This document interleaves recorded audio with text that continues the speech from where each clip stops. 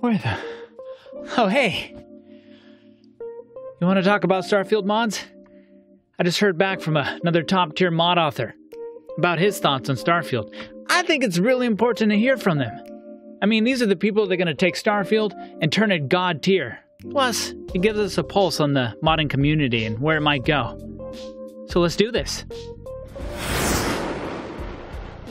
Today we're talking to the creator of Diamond City Expansion, and with over 1 million downloads, his popularity can't be denied. But what can be denied is my ability to say his name. So, Statsmakten. Nailed it. Sounds like a rapper of stats. Anyway, he is the right person to talk to if we want to see Starfield have some real in-depth settlements, which I think we're going to need. Let's take a look. A mod that expands Diamond City and Fenway Park, adding several new areas to explore, both in the city and inside the stadium building. A very straightforward response, but there's something else I wanted to take a moment for. He posted down below that he left the modding community when collections came out. And I think it's an important thing to see on the side of the mod author. We tend, me included, take them for granted. That we expect when a mod comes out, it's going to be fully supported, that it's just going to blend in with collections, and that's just not the case. This is all things that people do on their free time. No one's paying them. So let's have a listen. This mod is finished and will no longer be supported. As some of you know, I gave a grace period before removing my mod prior to the introduction of collections.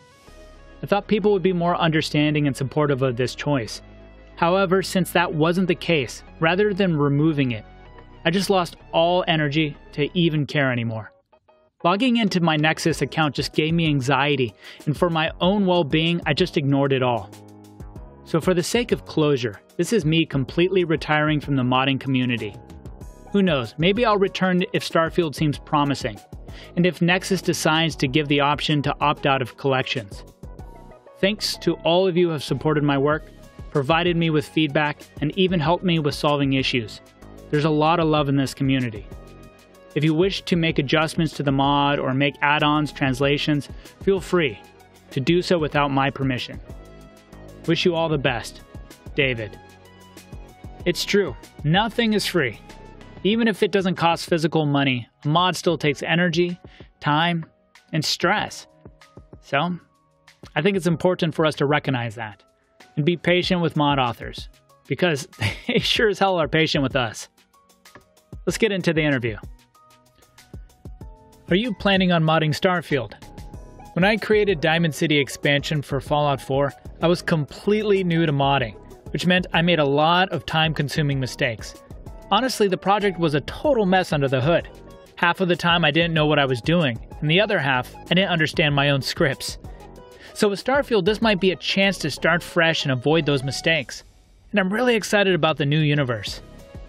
I actually experienced this myself working on Sim Settlements 2, where a lot of what I do is go back and kind of update old quest pathways that are originally from Sim Settlements that are being updated so that they are less likely to bug out.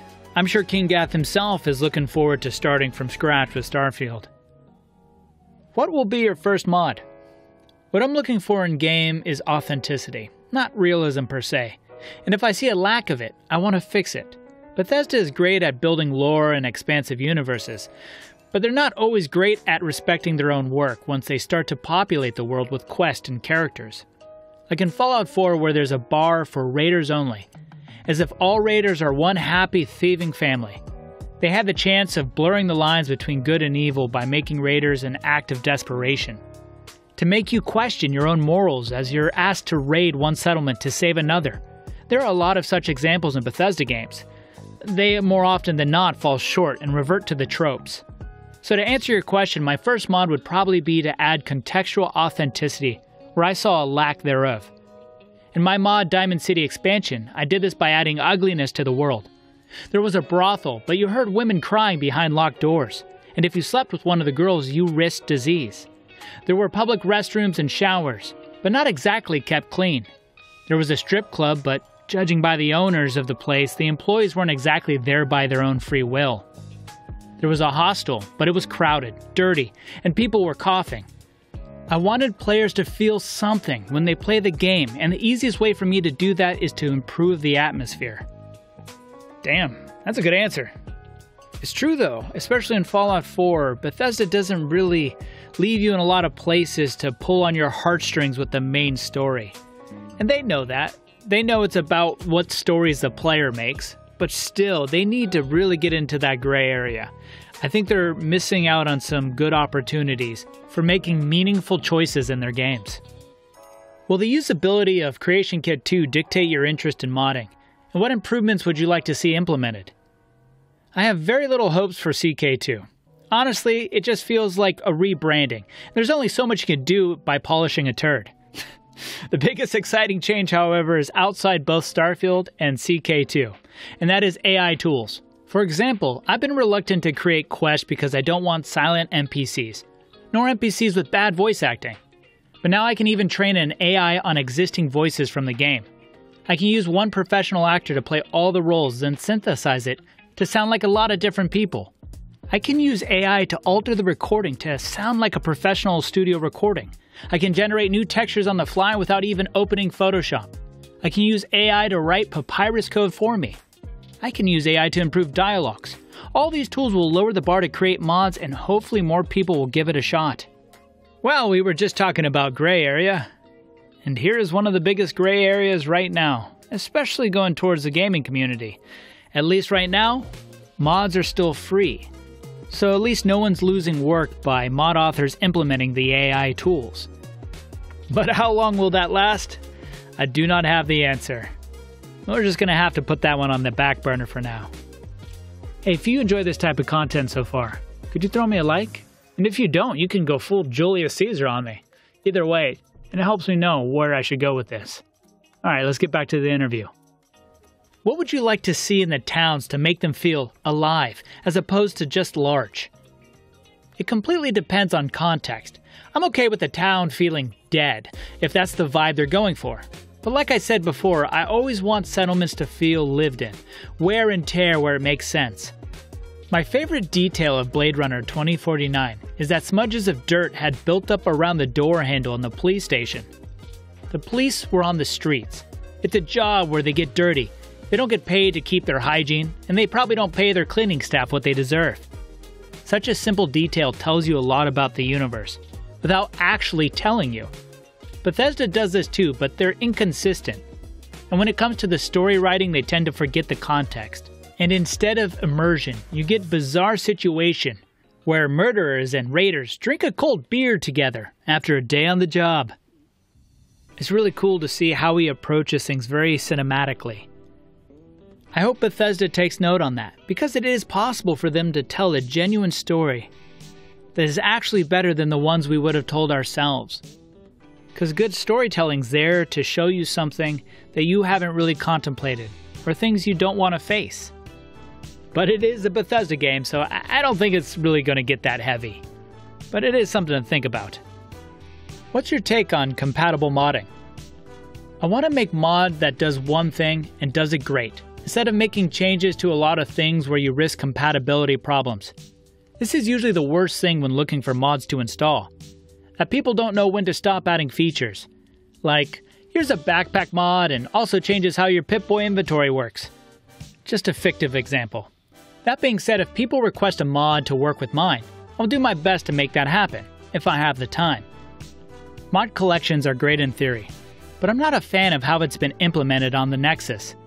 Collections should be created by mod authors joining forces, not by random people using a bunch of their favorite mods together, with no regard for the creative work, performance, or compatibility. I never thought about this until I read this response from him, but it makes a lot of sense. We can already tell he's an artist. He wants to create atmosphere. He wants to create a story that he can help guide. It's freaking impossible to do that if there's a mod that takes all your NPCs and turns them into anime uwu girls.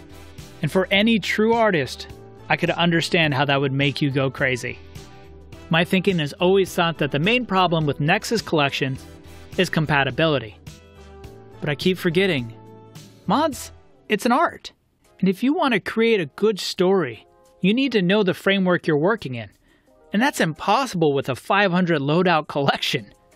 That gave me something to think about, that's for sure. It looks like Bethesda will be making a mod marketplace. Do you have any thoughts on paid mods? Remains to see how this plays out. I did decide to retire from modding for the foreseeable future, due to the introduction of collections on Nexus mods. I wasn't particularly happy about my Diamond City expansion mod being paired with not safe for work mods that made my brothel into a simp simulator. That's the opposite of what I wanted to portray. So if Bethesda Mod Marketplace is a way of letting me keep my creative integrity, it might be a good alternative. And here again we get another valid view, giving us another look on how someone may perceive a mod marketplace. And plus, I got a great phrase like simp simulator, or more commonly known as TikTok. I want to take this time out to thank Statsmakten for answering these questions. I really appreciate his mod, and I know a lot of you guys out there do too. And if you're a mod author and you're willing to talk about Starfield or the mods you're working on right now, I would love to hear from you. And the rest of you guys, please leave a comment down below with someone you'd like to hear from or questions you want answered. Stay safe and mod reckless. You know, Bethesda games put death in it. They put death into the game. Depth. I may just leave that in there.